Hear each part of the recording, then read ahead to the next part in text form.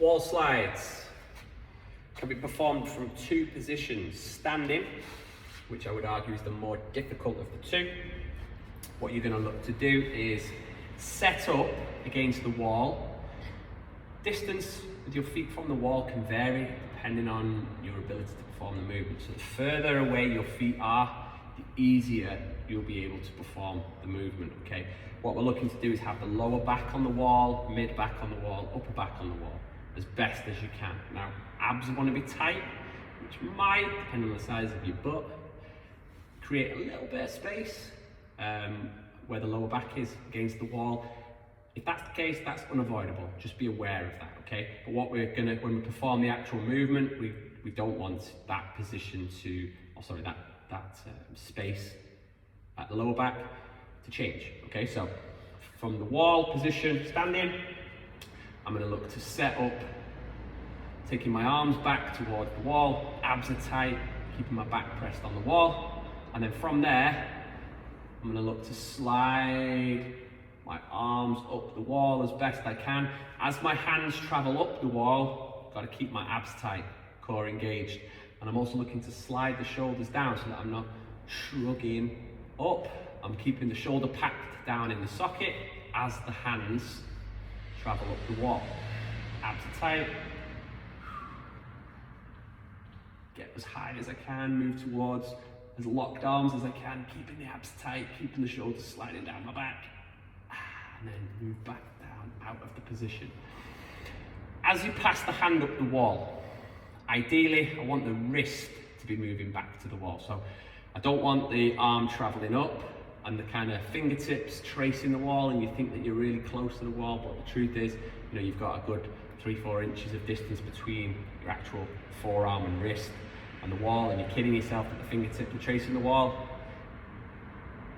Wrists back towards the wall. It's okay if they don't make it there, but I'm using the wall as a cue as to where I'm trying to get my wrists and forearms back to. Okay, so from the front, I'm going abs tight. I want to keep as much contact with my back on the wall as possible. I'm setting up, moving my wrists back towards the wall. Keep the abs tight, keep the contact with the back on the wall. I'm going to slide the arms up the wall.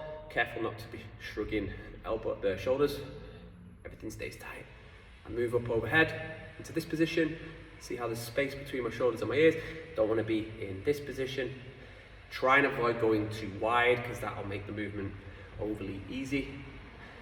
If you've got great overhead flexibility, you'll probably be able to get away with going directly up, but for the majority of us with average overhead flexibility, we're going to be coming somewhere in between this kind of 45-degree and slightly higher position, okay?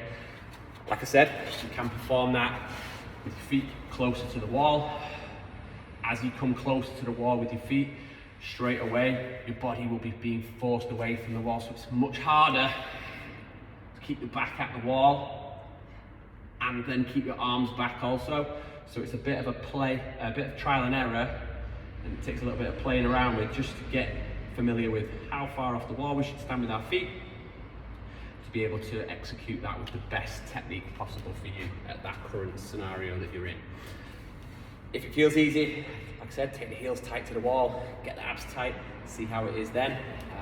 And then the much easier position is to come down into a low squat, stand as close as you can with your feet to leave space for your butt.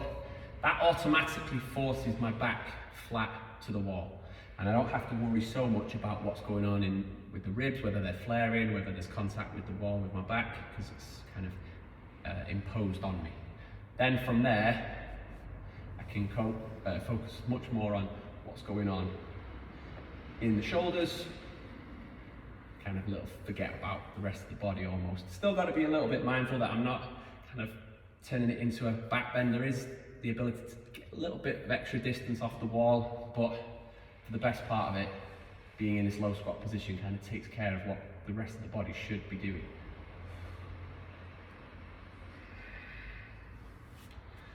Okay, so that's the wall slides.